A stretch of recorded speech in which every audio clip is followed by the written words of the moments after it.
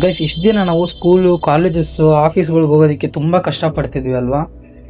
ಏನಂತಂದರೆ ಈ ಫುಟ್ಪಾತ್ ಇರುತ್ತೆ, ಬಟ್ ಆದ್ರೂ ನಾವಲ್ಲಿ ಓಡಾಡೋದಕ್ಕೆ ಆಗ್ತಿರ್ಲಿಲ್ಲ.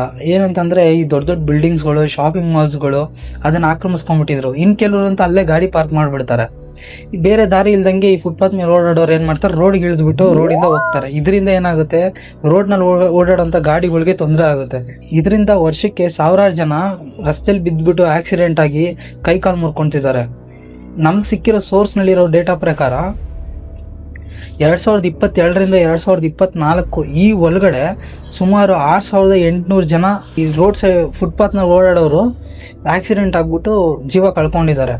ಅದರಲ್ಲಿ ಇಡೀ ಇಂಡಿಯಾದಲ್ಲಿ ಕರ್ನಾಟಕ ಟಾಪ್ 3 ಪ್ಲೇಸಸಲ್ಲಿದೆ ಈ ಥರ ಆಕ್ಸಿಡೆಂಟ್ ಆಗಿ ಜೀವ ಕಳ್ಕೊಂಡಿರೋ ಪೈಕಿನಲ್ಲಿ. ಅದರಲ್ಲಿ ಮೇನ್ ಸಿಟೀಸ್ನಲ್ಲಿ ಪೈಕಿನಲ್ಲಿ ನಮ್ಮ ಬೆಂಗಳೂರು ಟಾಪ್ ಪ್ಲೇಸ್ ತೊಗೊಳುತ್ತೆ. ಸೊ ಇದನ್ನೆಲ್ಲ ನೋಡ್ಬಿಟ್ಟು ಇದಕ್ಕೊಂದು ಸೊಲ್ಯೂಷನ್ ತೊಗೊಂಬರ್ಬೇಕಂತ ಗೌರ್ಮೆಂಟ್ ಅವರು ಮಾರ್ಚ್ 20ನೇ ತಾರೀಕು ಒಂದು ಆರ್ಡ್ರ್ ಪಾಸ್ ಮಾಡ್ತಾರೆ. ಏನಂತಂದರೆ, ಈ ಬೆಂಗಳೂರು ಸಿಟಿನಲ್ಲಿ ಏನೇನು ಮೇನ್ ರೋಡ್ಸ್ಗಳು ಇದಾವೋ ಅವೆಲ್ಲ ಫುಟ್ಪಾತ್ಗಳನ್ನ ಕ್ಲಿಯರ್ ಮಾಡಬೇಕು ಅಂತ. ಅಲ್ಲಿ ಅಂಗಡಿಗಳು ಏನಾದರೂ ಆಕ್ರಮಿಸ್ಕೊಂಡಿದ್ರೆ ಅದನ್ನೆಲ್ಲ ಒಡೆದಾಕಿ ಹೋಗಬೇಕು ಅಂತ ಇದನ್ನು ಮಾಡ್ತಾರೆ. For pedestrians in Bengaluru. It is actually a nationwide issue. It's not a Bengaluru issue, but we in Bengaluru have taken it as a top priority. On one side, Honorable Supreme Court has declared it as a fundamental right that pedestrians have a right to passage. And second, people of Bengaluru are demanding, more importantly. So today I had a lengthy discussion with my entire team of officers, and from July 1 we are going to take up a drive to ensure safe pedestrian passages in at least about 2000 kilometers of Bengaluru. ಅವ್ರು ಇಷ್ಟು ದಿನ time ಕೂಡ ಕೊಟ್ಟಿದ್ರು. ಇವಾಗ ಜುಲೈನಲ್ಲಿ ಅದ್ರ ಕೆಲಸ ಸಿಕ್ಕಾಬಿಟ್ಟೆ ಸ್ಪೀಡಾಗಿ ನಡೀತಿದೆ. ಆಗಲೇ ಸುಮಾರು 160 ಕಿಲೋಮೀಟರ್ ಅಷ್ಟು ರೋಡ್ನ ಕ್ಲಿಯರ್ ಮಾಡಿದ್ದೀವಿ ಅಂತ ಹೇಳ್ತಾ ಇದ್ದಾರೆ. ಗೈಸ್, ಇದರಲ್ಲಿ ಅಡ್ವಾಂಟೇಜಸ್ ಮತ್ತು ಡಿಸಡ್ವಾಂಟೇಜಸ್ ಎರಡೂ ಇದೆ. ಅಡ್ವಾಂಟೇಜಸ್ ಏನಂದರೆ, ನಮ್ಮ ಬೆಂಗಳೂರು ರೋಡ್ಗಳು ತುಂಬ ಕ್ಲಿಯರ್ ಆಗಿರ್ತವೆ, ಫುಟ್ಪಾತ್ಗಳು ಕ್ಲಿಯರ್ ಆಗ್ತವೆ, ಮತ್ತು ರಸ್ತೆಯಲ್ಲಿ ಓಡಾಡೋರಿಗೆ ಸ್ವಲ್ಪ ಈಸಿಯಾಗಿ ಆಗುತ್ತೆ. ಯಾರು ರೋಡ್ಗೆ ಬಂದು ಆಕ್ಸಿಡೆಂಟ್ಸ್ಗಳು ಕಡಿಮೆ ಆಗ್ತವೆ, ಮತ್ತು ಓಡಾಡೋ ಗಾಡಿಗಳಿಗೂ ಸ್ವಲ್ಪ ಕ್ಲಿಯರ್ ಆಗಿರುತ್ತೆ ರೋಡು. ಈ ಮಧ್ಯದಲ್ಲಿ ಯಾರೋ ಸಡನ್ನಾಗಿ ಬರೋದು, ಈ ಥರ ಪ್ರಾಬ್ಲಮ್ಸ್ಗಳು ಸ್ವಲ್ಪ ಕಡಿಮೆ ಆಗುತ್ತೆ ಒಂದು ಲೆವೆಲ್ಗೆ. ಡಿಸಡ್ವಾಂಟೇಜಸ್ಗಳು ಏನು ಅಂತಂದರೆ, ಈ ರೋಡ್ ಸೈಡ್ನಲ್ಲಿ ಸಣ್ಣ ಪುಟ್ಟ ವ್ಯಾಪಾರ ಮಾಡ್ಕೊಂಡಿರ್ತಾರಲ್ವಾ, ಈ ಕೆಳಗಡೆ ಹಾಸ್ಕೊಂಡು ಏನೋ ಒಂದು ಸಣ್ಣ ಪುಟ್ಟ ವ್ಯಾಪಾರ ಮಾಡ್ಕೊಂಡು ಜೀವನ ನಡೆಸ್ತಾ ಇರ್ತಾರೆ. ಅಂಥವ್ರು ಇವಾಗ ಅಂಗಡಿ ಶಿಫ್ಟ್ ಮಾಡಬೇಕು ಅಂದರೆ ಅವ್ರ ರೆಗ್ಯುಲರ್ ಕಸ್ಟಮರ್ಸ್ಗಳನ್ನ ಕಳ್ಕೊಳ್ಳೋ ಚಾನ್ಸಸ್ ಇರುತ್ತೆ. ಅವ್ರಿಗೆ ಒಂದು ಸ್ವಲ್ಪ ಕಷ್ಟ ಆಗ್ಬೋದು.